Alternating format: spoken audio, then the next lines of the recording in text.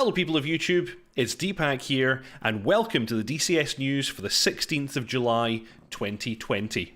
I hope you all enjoyed that most recent bonus video for the F-16, all about DTOS, or Dive Toss mode in the F-16, FNAR. I'm continuing to do these little bonus videos while I'm waiting for the F-18C weapons to improve. There is an update to the open beta next week, which, as I understand it, should fix most of the problems I've been having. So I'll then be able to continue with the F-18C. Welcome to the stream, 104 Star Fighter. Welcome Tog. Welcome Tech Gaming 45. Welcome Storm Kambari. Welcome James. And welcome Byron. Ooh, very good. Is that a good evening in your best Bram Stoker's voice? I don't know, maybe. I hope you all enjoy the celebratory lay. I'll explain more about that in just a moment. But without any further ado, let's bring in the one and only dotChuckles so we can talk all about the DCS news. Hello, sir. Good evening. Good evening. It is another Saturday, and I'm not dead, so I'm here. It's quite good. I also celebrate my continued existence. Yes! Excellent. Welcome to the stream, Epic Man is Cool and Teabag. Good names, good names. Yeah, a lot of very odd names in the stream today. Fantastic. Glad to hear it. And yes, let me just very quickly address the reason first why I'm wearing the lei. I'm very excited and happy that I've surpassed 5,000 subscribers on the channel now. That happened actually a few days ago.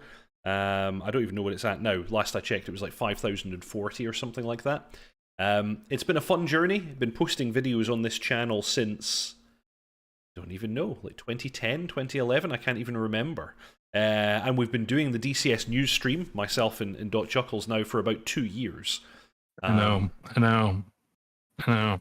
Well, in this form, we've been doing it for 2 years. We did, of course, have an aborted initial attempt at doing this many years prior. Yeah. Kind of an experiment to see if it worked, and it did, and then we didn't do anything with it. So yeah, it's kind of two years of us doing this, and yes, not even death stops me. You laugh in the face of death. Ha ha. Yeah. Don't know. What I don't laugh in is my fact that my camera's a little bit out of there. We go. Oh, it was better. Minorly skew-if. So, minorly skew-if. Yeah. With celebratory things in mind, I would like to raise a whiskey glass and. Hang on. I have to open mine. You see, and I thought, for the people who who didn't have a dram ready, we can do it as a kind of. So here's the foil. Can't get it. Jesus. Here's one that I prepared earlier. Yeah, and it's not fucking working. It's hang on, I've got a thing. I'm going to use a pokey thing. Right, don't hurt yourself. I won't. Oh. Thank you very much, Storm Kambari. That's very, very generous. Thank you. Congratulations indeed. All right, okay. That's the foil gone. All right, hang on. And the best bit. Oh! Hang on. Nice. Oh, it's not good. Oh, thank you very much, Channel Right. Thank you for the congratulations and the money. That's very, very kind. Thank you. Indeed, we shall raise a dram to 5,000 subscribers and 2 odd years of doing this nonsense. Well done. Well done. Well done. And well done to all of you. Thank you for supporting us. Nom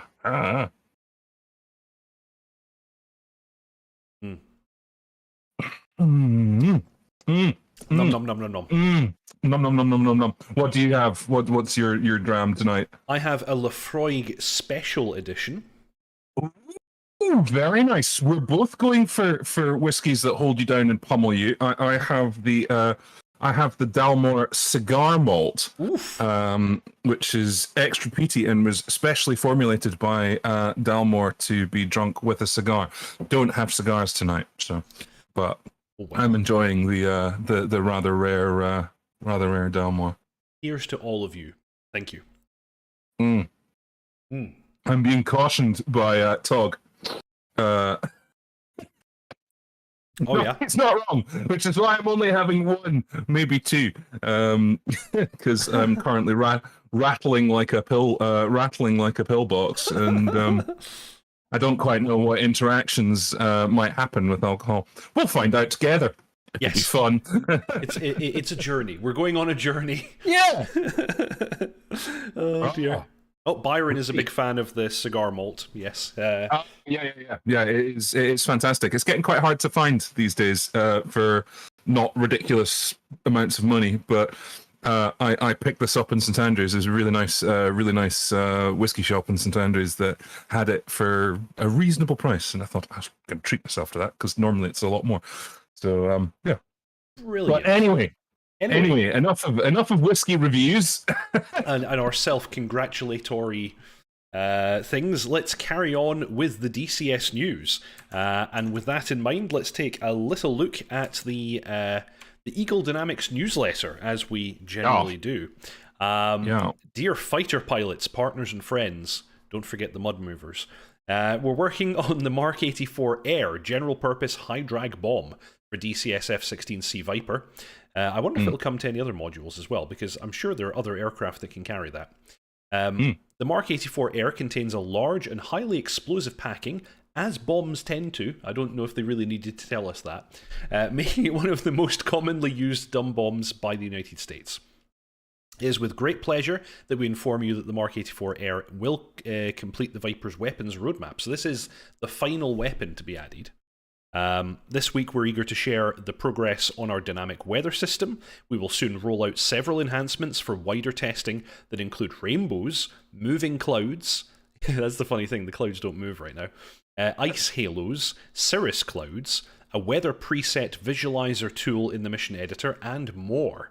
See the development screenshots, they are truly beautiful. Well, yeah, let's do as instructed and take a little look at these developmental screenshots. Actually, very first thing to come up here is, of course, the MK84 Air. That's a very, very big drag bomb. 2,000 pounds of explosion. And there we go. There's our high-level cirrus clouds. Yeah, and you've got the sun. You notice the sun dogs in that shot. I didn't notice that before, but yes, yeah, you're you right. got sun dogs there. Yeah, Ruff, ruff. And I guess just a nice sunset. Yeah, with the clouds looking nice. Let's imagine them moving slowly, because they'll now be moving. This looks like the new fog they've been teasing for a while. And in fact, even some of Matt Wagner's videos have included the new fog, even though it's not in-game yet. Yeah. It's looking good. And another nice sunset. I wouldn't mind seeing a rainbow somewhere. And that's a big gun. Yeah, we're going to cover that in a minute. Yeah, it's funny. It's the Microsoft Flight Sim effect. You know, everybody's updating their skyboxes and weather systems because they've seen how pretty it can be.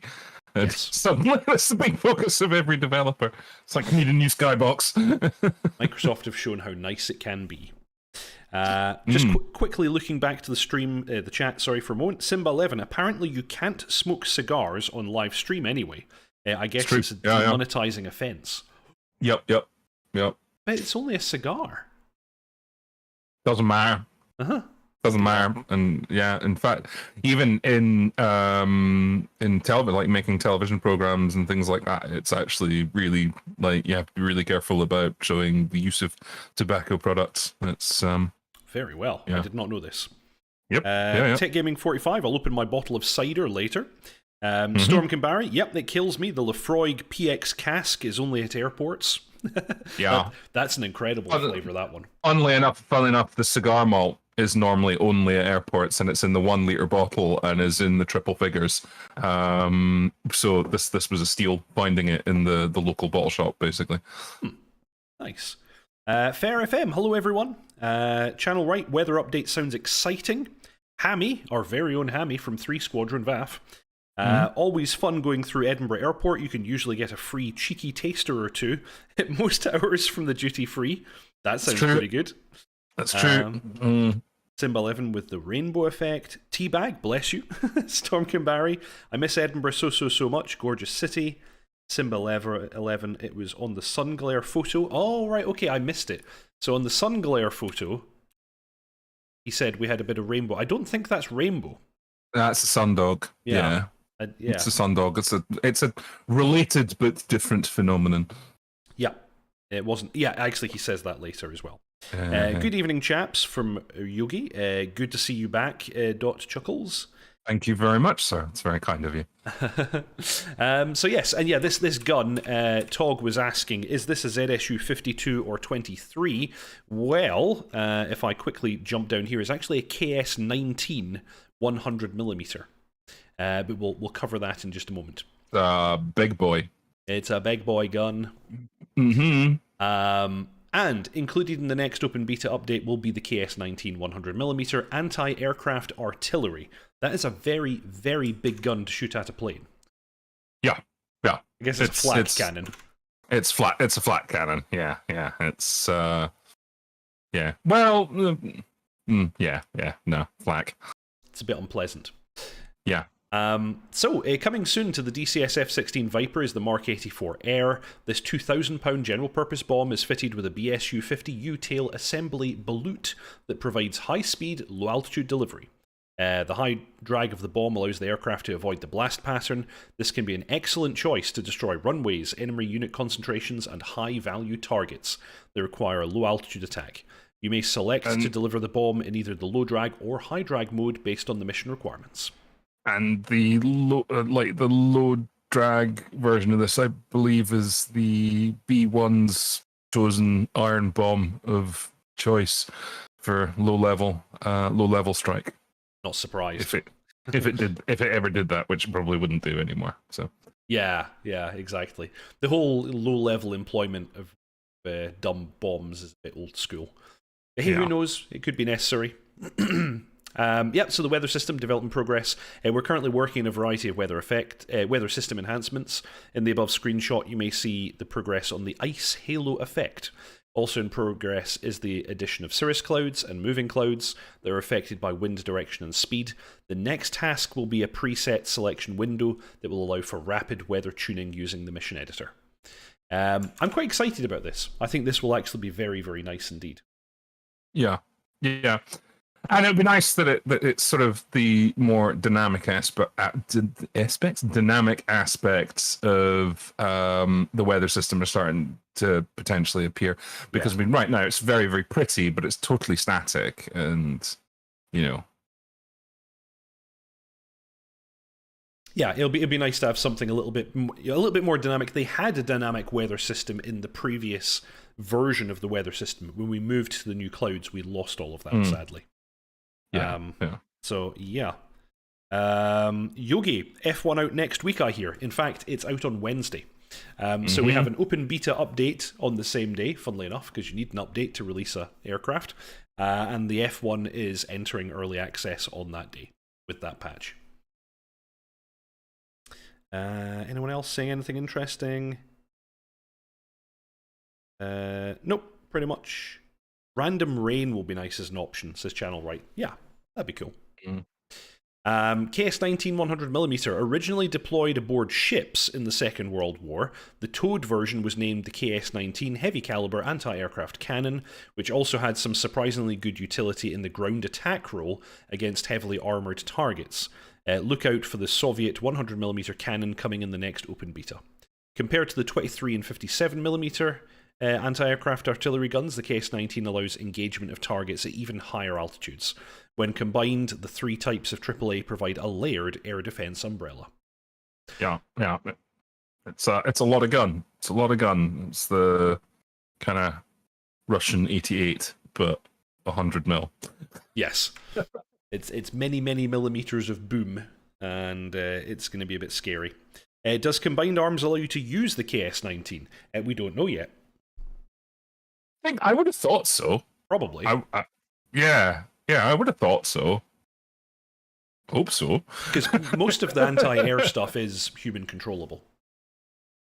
Hope so. Yeah, that'd be kind of cool. And Tog says it was given to the Chinese in large numbers as well. That's cool. And I'm just for a moment there lingering on the image of the Mirage F1. in all of its beauty. I think they've done a rather good job of modelling this cockpit based on the pictures. Yeah, I mean, I know you're not happy about the needles. My little nitpick aside, it does look really, really nice, and I mean, to notice it, you really have to get up close. But it's a shame they couldn't have taken the time, you know. But hey ho, maybe it would kill the frame rate. I don't know. Well, and this is their first pass. For all we know, they're going to iterate on it because it is early access.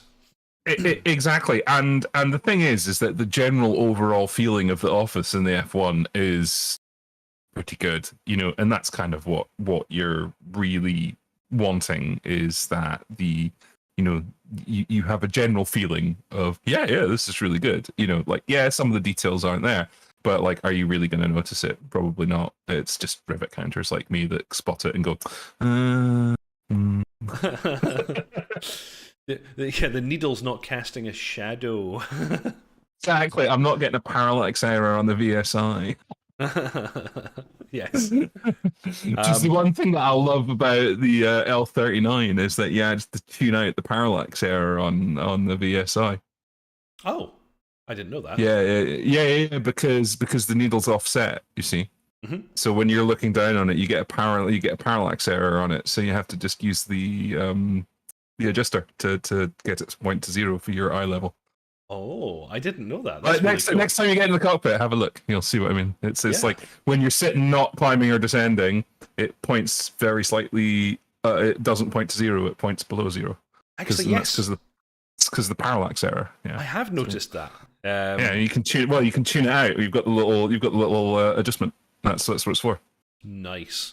Very, very good. Byron points out that the KS-19 can fire to an altitude of 15 kilometers.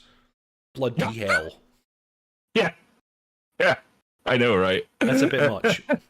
For when you need to shoot down a Canberra. So, and there's hardly anything of that era that could fly at that kind of altitude. Correct. Not until the late 40s, early 50s. Yeah.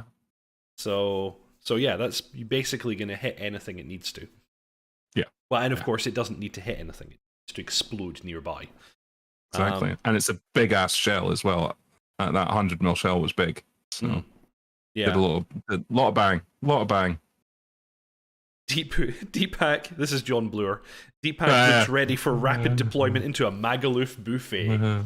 Show me the way. All you can eat. Talking about the paella. Oh dear. 15 rounds per minute on the KS-19. Mental. Yeah. That's going to put up a barrage. Wow. Yeah. Pretty good. Okay, so as we were talking about the Mirage F1, just to repeat, that's going to be released into early access on Wednesday, the 20th of July. And if you want to get yourselves ready for that, the manual for the F1 has already been released for download. So if you want to, go ahead and grab that. I don't have a link. Maybe I should have gotten a link for that. But chat, if anyone tracks that down, go ahead and post in the chat the link to the Mirage F1 manual. I'll probably have a peek through that at some point. It'll be kind of a cool one to look through. And then onwards, next thing that we have today, and actually the final news item that we have for today, it's not been that busy a news week, but we have a small update from Razbam. It's not exactly concrete news. It's kind of one of the Razbam developers, in this case Ron, talking about things that could end up in the F-15E. So I'm not clear if he's telling us not to. At the end he says no guessing, and I don't know if that's with regards to the delivery date or whether he's actually delivering these at all. But anyway, it's the most Razbam interview ever, is what it is. Yeah, it is. It's a little bit wishy-washy. But anyway, I'll read out what he says. It's a tweet that they actually posted. F-15E Strike Eagle Suite 4E Plus version. This was in response to a question about what people could expect. But as many people want older and newer options, we are willing, he says willing, to add these items, such as TGPs, and even joint helmet-mounted queuing systems. Lantern pod for the 90s, and of course, we're adding a sniper pod for state-of-the-art present day. All I can say is no guessing. And yeah, no one really seems to know what he meant by no guessing. Stormbirds, who I pulled this article from, their assumption is that it's no guessing on the delivery date, as opposed to whether or not they're going to do it, because it would be a little bit odd if they showed us, they're even showing us images of these, it'd be a bit weird if they then didn't deliver on something that they've clearly modelled. Oh, it wouldn't be weird. It would be exactly what Razbam do. Razbam like to create a lot of hype about stuff as hypothetical, and then go, well, we never said that, you know.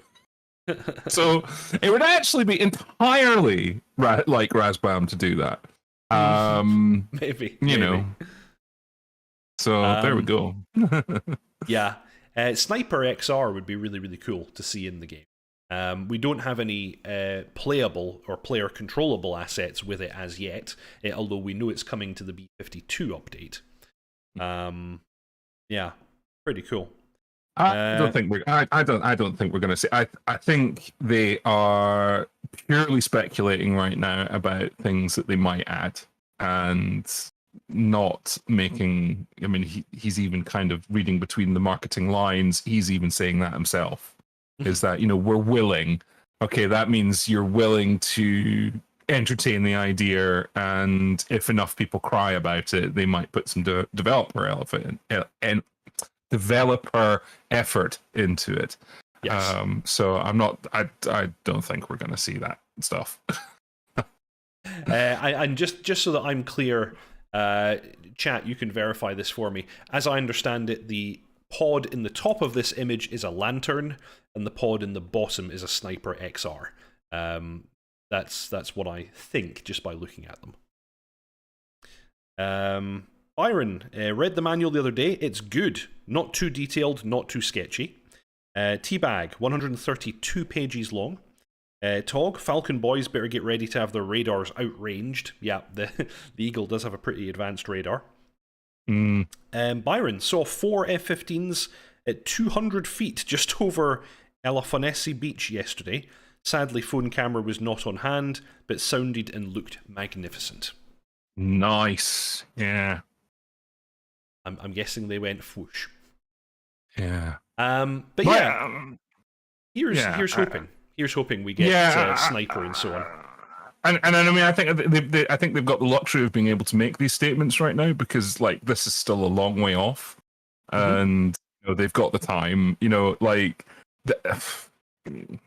all the release date stuff. We're not seeing this for ages. Like it's not just around the corner. So no, they've got time on this. Like even the estimate for early access for the Strike Eagle is end of year, like basically December. Is what they're expecting to come out at. And I think that's optimistic. I still stand by my estimate when we were asked about this last year. I still think 2023 before we actually get to play with it. You know, just going off like sort of past things that they've done. You know, I mean, we were supposed to have the Falklands by now. You know. Which we do have, but we were supposed to have the Falklands earlier, a lot earlier. You know, in fact, I think we were supposed to have it last year, but then COVID and all that kind of stuff. You know, could have cut them a bit slack. But yeah, I think it'll be a while, and I think it'll be horrifically broken. And of course, we're also expecting the F4 Phantom this year. Which is pretty cool. Well, to finish my thought on the F-15 being released horrifically broken, what I was going to add on to the back of that is that Razbam will fix it, and then it will be an absolute triumph, because that is again how they roll. That they usually release something that's a bit like, really, and then they spend a lot of time and a lot of effort, and they get it right, because they do spend a lot of effort and they are really passionate, and then it turns into something that is absolutely amazing, and I think that's what we'll see with the F-15. Yeah, reference the Mirage, reference the M2000C and the Harrier. Yeah. And yes, the Phantom. Yeah. Now remind me, Phantom. That's Heat blur. Heat blur again. Yeah. Yeah, I don't know. Like this year, really? That's what we've been told. We've been told to expect early access this year. And again, they're pulling the same trick that they did with the F-14, where the F-14 will eventually be 3 variants of the aircraft. Is F4 2 versions of the F-14A with 2 different engines and an F-14B. And I think for the F4 they were talking about at least 2 variants of the F4 going to be coming in that package. So we've seen nothing of the F4 though. Correct. Like we've seen a very nice teaser, a very nice video, which was all out of engine and entirely pre-rendered. Yes. Like correct. We've seen nothing in the same as the sort of the Eurofire video was. So unless they're departing from their, the way they marketed the F-14, I just this year, really? Well, we're just into Q3. I guess it's still a possibility, although it seems a bit tight, given that they're also working on the Eurofighter. But as I understand it, they have dramatically increased the size of their teams. So they went on a hiring spree. They have more people. They're, my guess. I don't have any facts to back this up, but I think if you exclude Eagle Dynamics, they're probably one of the most successful of the module developers, so they've probably raked in at least some money, although I doubt that making DCS modules is the kind of thing that makes you rich.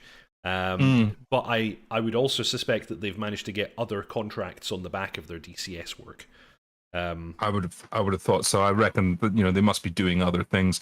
The thing is that like if they do it, if they pull it off, they are going to release two of the most of the best selling modules we've seen yet, with maybe the exception of the F-16.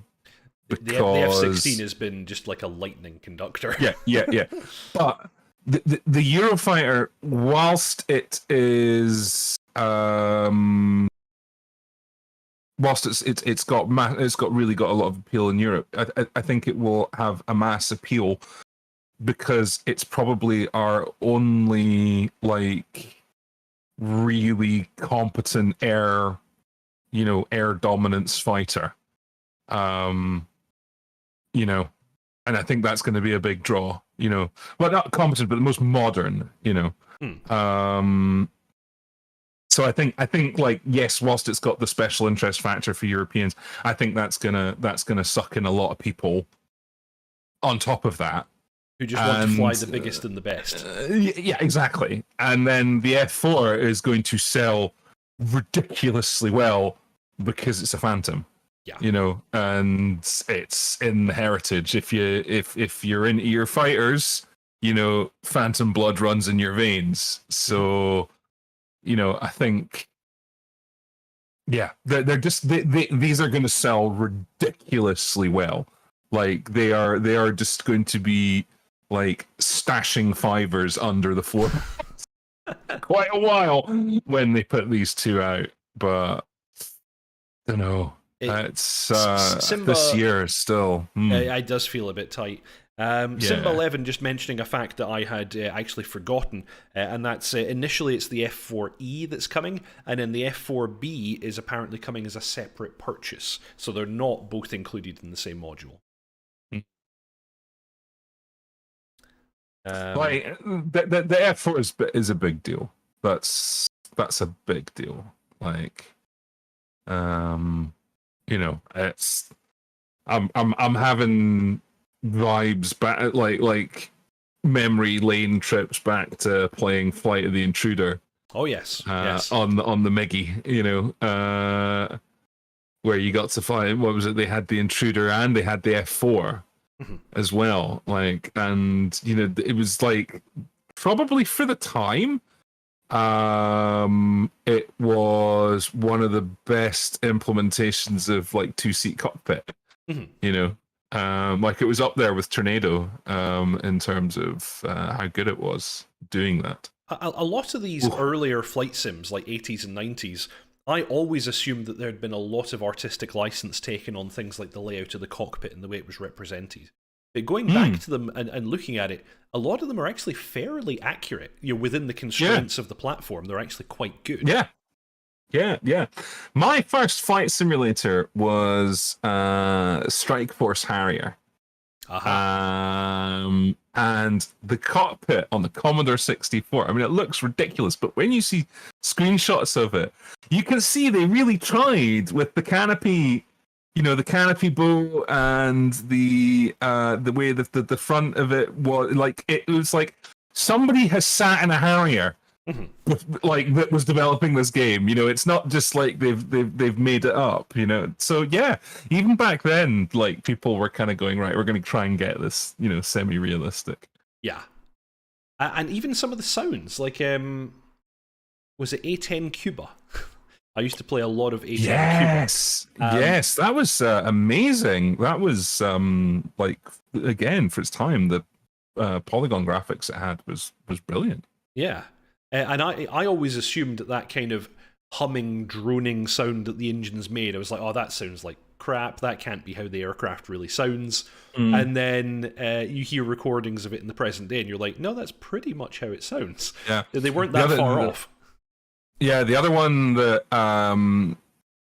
comes to mind is SVGA Harrier by Domark, I think it was. Okay. It was like, I think like one of the first SVGA flight sims, and like I remember getting it, and I mean it ran like a dog. It ran like an absolute dog on my PC at the time, on my little 33 megahertz 486. But it was like, oh my god, 1024 by 576. By 600 pixels. Like, my god, I can't believe the resolution. Like, is this reality in my monitor? Oh yes, back in the old days. People are a couple of people are calling out Gunship 2000. EF 2000. That I played a lot of that. That was a classic. Falcon 3. Yeah. Actually, I played a lot of Falcon 4. I never played any of the previous Falcon games. I had all the Falcons from 1 to 4. In fact, I have Falcon 1 sitting on my shelf of goodies back there. And the other one was F-16 Combat Pilot by DI. Yes, that was really good. It was really good, yeah. Like that. Because you could look left and look right, and instead of they actually had the cockpit in the shot, and when you looked left, you saw the throttle, the HOTAS, and when you moved the throttle, it moved as well. And I thought that was just like, my god, the realism. And this was all pixel painted interiors, like it was proper old school graphics, but it looked good. Yeah, that one was good fun. Amazing. But yeah, chat. Feel free to share with us your treasured memories of old flight sims from days gone by. We're very, very happy to hear about that. There's a whole bunch that we messed around with. Also, people are starting to talk about modules they'd like to see in DCS. New Larry mentioning AH1, all variants. That would be a good one. AH1, it would fit into the current time periods and other airframes that we have simulated. They built half of it, because the Cobra is a Huey with a different body. Yeah. Like the engine and rotor system is the same and all that kind of stuff. So, so if you wanted to do an early Cobra, you could. Yeah, absolutely. Yeah. And we have Tarawa. It would fit. You're right. It would fit, I mean, if you were doing the newer Cobra, you'd have to do some more development, because that had the uprated engines, didn't it? It had the more powerful turboshaft engine rather. Yeah. I'm not all that familiar with the different versions of the Cobra, but there have been so many versions of the H1. People saying, this channel, right, played Jane's F-18 and Falcon 4 and Allied Force. Yeah, all very good games. James F-18 was particularly good. That was probably, I want to say it was my first study. Like, I mean, could you say Jane's F-18 was study level? Oh yes, I think so. Yeah, I was. Yeah, probably my first study level sim, because I think that predated Falcon 4. I think. You're wrong. If it didn't, then Falcon 4 would have been my first study level. Falcon 4, I think, was 1999 or 1998. I forget. Around about that period. Yeah. And James F-18 was about the same time, so it's hard to say. Hard for that. But if we're talking, if we're talking like modules, I'd like to see. We're slowly getting it filled out because I really wanted the Eurofighter. Which is coming. I really wanted the Apache, which we've got. Yep. I really wanted an F4, which is coming. I really wanted a Harrier, which we've got. So the only two that are missing is a GR1, old school, not GR4. So the GR1. Although I'll take I'll take the IDS if that's what we get, and a Jag. And that would be it. I'd be just like, feature complete, done. Don't need anything else. Yeah, I want a Jag. You know what I would really like to see, though? But this is very much off the end of things that will never happen. I would really like to see more stuff from Deca Ironworks. And I would love for that stuff to be slightly more modern Chinese stuff. Because we don't see much Chinese stuff represented anywhere in the flight sim world. But we're very, very unlikely to get it, of course, because I get it, but the only interest I have in that stuff is when I shoot it down. So, I like the idea of doing dissimilar combat training and things like that. Like at the VAF, I always had a dream of me and other instructors jumping into GF-17s to do. For DACT. Yeah. In terms of things that we'll never see, but I would love, I'd love to see, like some of the UKLF, low flying training areas, like the Mac Loop, obviously, or something like that. Yeah. And we'll never see it because, like, what application is there for that scenery other than just flying around? Yeah, but like the UK, with all the RAF stations and things like that, I'd love that. And in the kind of not quite in the realms of we're never going to see it, but it's unlikely we'll see it. Folder Gap, like an 80s Folder Gap, like map. I'd love that. Like, and especially given the Cold War stuff we've got hanging around, we've got the F4, we've got the MiG-21. Yeah. If you squint and close your eyes, you could pretend that the Harrier is an early gen like GR3 or something, So but I'd love that. I'd love the Folder Gap. Kind of mid 80s. And we've got the low fidelity A10A, so we've got a period appropriate A10. Yeah. And all you need to do is stick Winds of Change with the Scorpions on, and you're all set. You're in the mindset. You're there. Yeah. Yeah, that'd be cool. That'd be really cool. But yeah, very interested in seeing some Chinese stuff. Simba talking about he'd like to see a J10. I forget actually which one exactly is the J10. That's the thing. I don't even know what half the Chinese ones are. Chengdu J10 Vigorous Dragon. It actually looks a lot like a Eurofighter. That's the one that is basically a Eurofighter knockoff. That does look pretty interesting. I wouldn't mind seeing that. Mach 2, range of just over 1,000 miles. Yeah, service ceiling 60,000 feet. Yeah, interesting aircraft. It's a single engine Eurofighter knockoff. Tech Gaming 45 calling out the Balkans as a potential map. That would be interesting, and I'm trying to remember which classic flight sim used the Balkans. Was it one of the Falcons? Was it Falcon 3? Or was it Falcon 4? No, Falcon 4 was Korea. Falcon 4 was Falcon 4 Korea. was- Yeah, not sure. It was one of the classic, like really big, really big flight sims that use the Adriatic and One of the Falcon versions sounds very plausible, especially because for Falcon 4 there was a community-created Balkans map, which I guess could have been inspired by being included in earlier versions.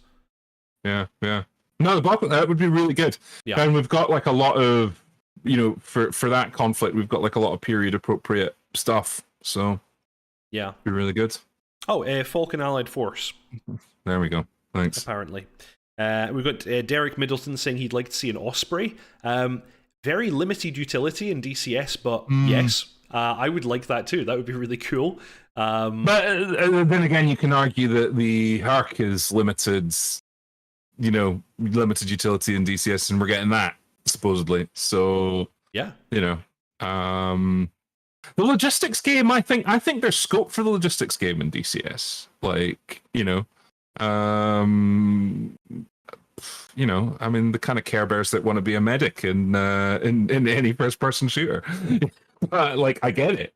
Like, I'd like, moving stuff around the battlefield. Like, if we ever got a dynamic campaign, like the use case for sort of transport and logistics and stuff like that suddenly becomes relevant. So yeah, I think so. Very much so. Yeah. I think that'd be cool. I'd be very interested to see something like the Osprey because it's a very unique machine.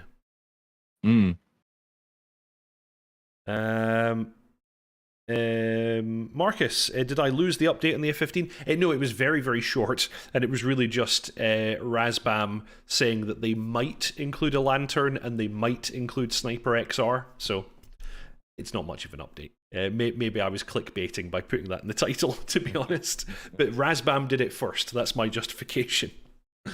Yeah. John Blur saying, I think Combined Arms has huge untapped potential. Yes, absolutely agree. And I think to an extent, Wags agrees with you as well. I remember there was an interview with him, and he was talking specifically about Combined Arms, and they said that the reason why they didn't push, or one of the reasons why Combined Arms sort of wasn't really pushed that much, was that the ground experience, the detail wasn't quite there. But in that interview he said, but maps like Syria are now showing that actually the detail is there, and he did kind of hint that Combined Arms was going to get some love, and I have always said, since Combined Arms was a thing, I would pay good money for ground modules. Like I would buy and play the hell out of a Challenger module or a Abrams module or something, like study level tank module. Like I would absolutely jump all over that. It'd be brilliant. Yeah, it'd be cool. And it would really open up the possibility for very interesting multiplayer missions. That'd be very, very cool. And I'd love to see them develop the surface-to-air, like anti-air threat stuff in Combined Arms. Now, I know you can get it in SAM. You could go and get SAMSIM and all that kind of stuff. And there's an argument against it. It's like, well, what? Do you really want to sit and just watch a radar scope? Yes! We're fucking nerds. What do you... Of course we do. It's exactly what I've been getting to grips with combat modern operations, and I'm potentially going to be doing some videos on the channel about that. Chat seemed quite excited about the prospect, despite the fact that I think to watch someone else play combat modern operations is probably the most boring thing you could possibly do. But people want to see it, and it is a very, very interesting and detailed simulation. So absolutely, people want to do this kind of thing in DCS. Yeah. Dave Flute calling out Gunner Heat on PC. Absolutely fantastic. I love Gunner Heat. The thing about Gunner Heat is, and even the developers have said this, is that they're going for a middle ground approach. Where it's not study level, it is a very good simulation of tank combat and the tactics of tank combat, but everything is presented on a plate to you in terms of you don't have to configure your sighting systems, you have to do all that kind of stuff. It's WASD controls and all that kind of stuff. What I'm talking about is a full study level simulation of a tank, be it an Abrams, a Challenger, Leopard, what have you. There's nothing really, and there's still beasts, I guess, but who the fuck knows how to buy that and where you get your dongle from, and fuck that shite, So something like that in the modern age, God, can you imagine how well that would sell? Incredibly well. Simba's laughing that we've deviated from the DCS news. The DCS news finished 20 minutes ago. We finished it. It's like there wasn't that much news, so now we're talking crap for your entertainment. Exactly. There was hardly any news this week. We hit 5K. It's a big, exciting day. I'm wearing this daft thing and drinking a whiskey. And I know, right? We're just talking the shit now. That's what we're doing. Yeah. We're just all hanging out. Target, PC, fire! Fire! Up! So good. I'm sorry. I don't want to come across as sounding dismissive of Gunner Heat. I'm not. Like, what they've done is brilliant. Like, that has been some of the most tense gaming. Yeah. Because they dropped the demo on Steam for like a month. And that's been some of the tensest gaming I've enjoyed for a long time. Can't remember when I've enjoyed something that much. There's one mission. It's I forget what it is, but basically you're there with your buddy, and a horde of T-72s just comes over the hill. Yes. It's what's that coming over the hill? Is it a tank? It's a T-72. Yeah. No, it was so good. I'm eagerly awaiting. What they're going to do with that. That and Wolfpack, which is a multiplayer U-boat simulator. Mm-hmm. Yeah. And that is so tense, as well, because it's really, really realistic. The first time I got depth charged in Wolfpack with a group of guys in a multiplayer game, I was about ready to shit myself. It was just because we'd spent 3 hours getting into position on this convoy, really super tense, and we got spotted by a destroyer, and we were trying to evade this destroyer, and you're sitting there like 3 hours of work has gone out the window. Now you're just trying to survive, and then you just hear ping. Oh shit. And then you get the and then the worst part is the pinging stops, and then the guy who was on sonar you just hear in the mic is splashes. And then fucking breaks loose as we got depth charge. It was brilliant. If you haven't checked it out, Wolfpack's fantastic. If you're into U-boat stuff, it's really, really good. Give it a go. Yeah. Aaron Jensen in chat talking about EW and Channel Right, actually, in fairness, also mentioning that. This is something that they've been making some strides towards, because with the F-16, when they implemented the jammer pod, they've actually implemented way more detail in the jamming just for the F-16 so far than they have for anything else in the rest of the sim. And they mentioned that was then going to come to the FA-18C and then other modules. So they are putting some work into that now. It's almost certainly going to take a very, very long time for them to make much progress. Yeah. But that's going to be kind of cool. It is coming. Aaron's point about concession, I think, is probably pretty good there, because the problem with electronic warfare and simulation is that not only don't we know how the kit works exactly, because it's all classified to fuck, but we don't know what the effects of the equipment are. No, as well, really. Because that's super classified. We know some stuff, and obviously physics doesn't change just because it's classified. So we can understand a lot of things, but yeah, I can see a lot of people who were like, well, what's the point, because we can't simulate it and and it's but yeah, we know roughly what it's going to do. It's going to make your comms not work and your radar stop. So can we just have some balance here and get it so that it becomes a part of conflict, because it is a big part of conflict. So Yeah, and actually, to go back to Command Modern Operations, they abstract all of this away. And actually, Simba makes the very, very good point that there's, defensive EW and offensive EW are very, very different beasts. And CMO does simulate both, but in a very, very abstract way, because of course they don't have the details about how each set performs. Well, the thing is that they do. They've just not put it in the consumer version. I guess, yeah. Because CMO is made for militaries, So, we get to play with we'll give you the really abstracted version. But yeah, they have, in CMO, they have both defensive and offensive EW, and in very, very broad strokes, they work in a realistic fashion. You're just not getting all the detail of how they work and what they're doing exactly. It's really just, it's doing things like reducing effective range, creating blind spots.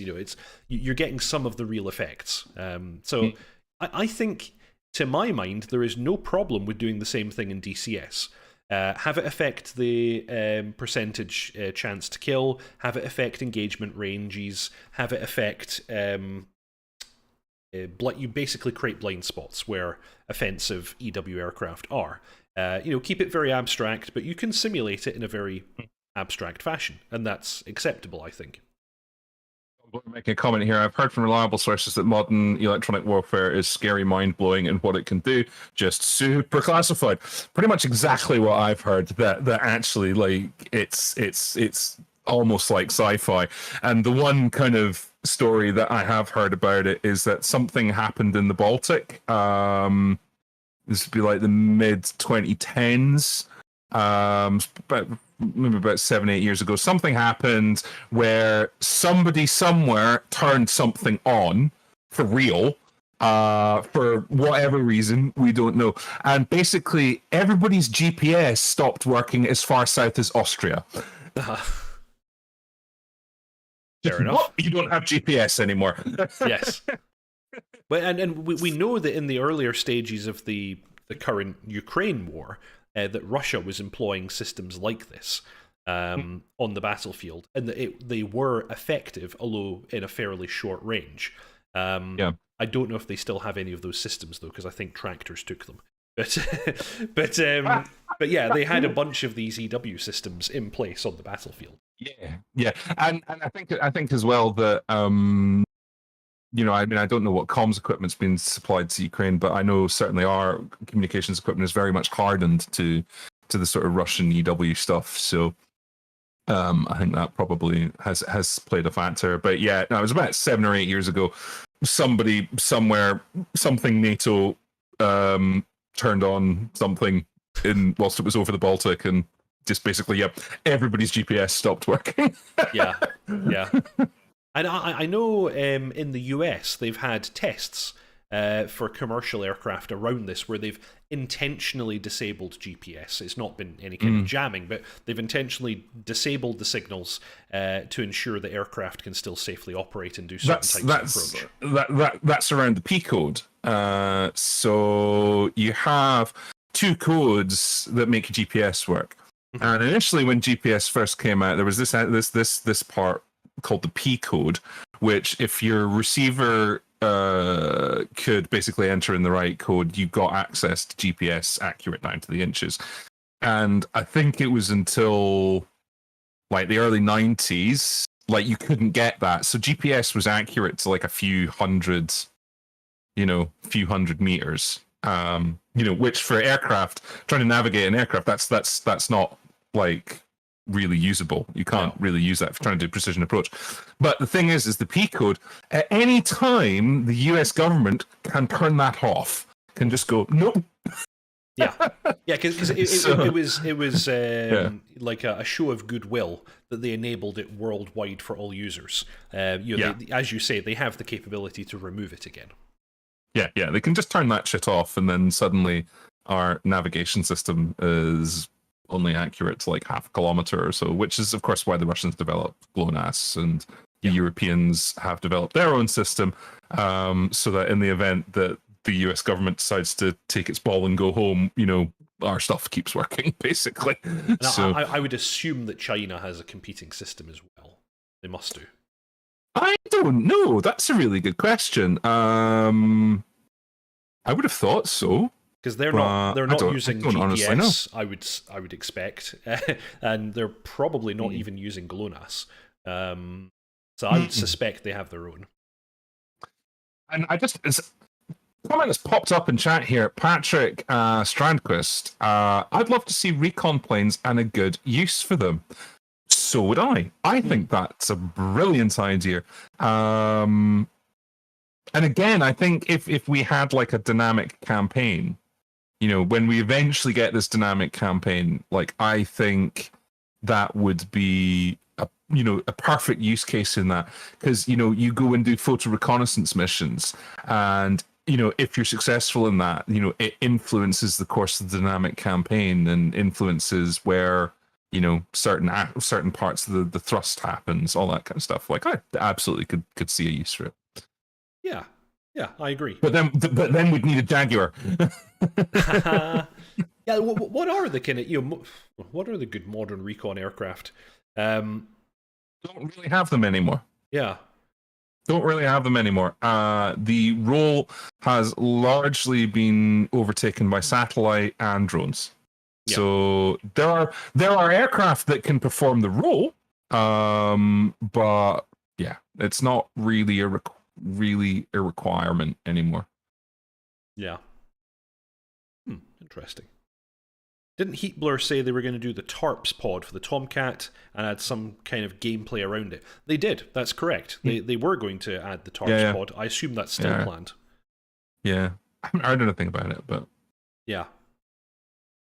U2, SR-71, yeah. He's still used. The U2 is still used, yeah. Yeah. Yes, indeed. Bono is still around. Yeah. Okay. Shall we do our little shout out for the VAF now, dotChuckles? Why not? Why not? Why the hell not? Yeah. So yeah, as we often do, we're going to advertise for the VAF. Myself and dotChuckles were the kind of founders of the Virtual Air Force. We're an online squadron with a sort of milsim or opt-in milsim slant. It's possible to join the VAF and fly whatever aircraft you want, whenever you want, and not have to do any particular training or whatever. Just have a bit of fun. Or you can opt into joining one of our numbered squadrons. Currently, we have squadrons for the F-14, the F-16, the F-18, the Harrier, the A-10, and the Apache. And in those squadrons, we have regular training. You can obtain your rating in your particular aircraft of choice. And then we also provide add-on qualifications like air-to-air refueling, night ops, all that kind of stuff. So, if you want to do something a little bit more milsim, that's an option as well. We do training sessions every Tuesday at 8 PM UK time. And we also do mission nights every Thursday, again at 8 PM UK time. You'll see a link to our Discord down below in the show notes. Feel free to join that Discord, whether you want to fly with us or not. Everybody's welcome to come along and just hang out, have a chat, talk to people like myself and dotChuckles and everyone else who's in the Discord. It's a jolly good place just to spend some time, talk about aviation or cooking, because apparently we have a channel for that. We do. We've got a channel for a lot of stuff. A channel for music appreciation, cooking, funny things, all sorts of stuff. And that's the thing is that as we say every week, the VAF is a community. We have people who come along and don't fly and are just there to chat and meet like-minded people who are into the same kind of stuff that we are. So if that is you, you are also welcome to come along and take part. Yes. Fly VAF. VAF is fun. Do you use open beta or stable in the VAF, asks Patrick. We use open beta. And it rarely bites us, but sometimes it bites us. Yeah, rarely though. Rarely. Yeah. Aaron Jensen saying, I'm going to completely probably make a mess of this, but Beidou or Beidou or however it's pronounced is the network that, and I went and did some Googling, and that is the Chinese GPS system. So. There you go. I assumed they must have their own. So that's good. That's interesting. Nice. Tech Gaming 45, is it NASA that still flies the Canberras? I believe it is. Yes, they use it for high altitude research. Nice. Cool. Okie dokie. Well, that's basically all the DCS news we have for this week. It was a slightly quieter week, but it's nice to know the F-15 is still being worked on, and they're thinking about things they could give us, and it's just a matter of days before we get our hands on the delicious Mirage F1. So looking forward to that very much. Yes. He's been dotChuckles. I've been Deepak. I do a tutorial video every Saturday at 6:30 p.m. UK time, I think. I'm always having to do conversions in my head because I'm in a different time zone. This week it was a bonus video for the F-16. Next week there will not be a tutorial video or a live stream because I am nipping out of the country for a few days. But normal service will be restored the week thereafter. So you won't see me next week. But normally there'd be a tutorial every Saturday, followed by the DCS news, which just happens to be this thing, what you're watching right now. If you haven't already, please subscribe, like, and comment. Here's to making our way towards 10k now that we've surpassed 5. Thank you very much for your support, everybody. It's a really, really big help. And I guess we'll see you all in 2 weeks' time. In the meantime, fly safe. Ta-ta.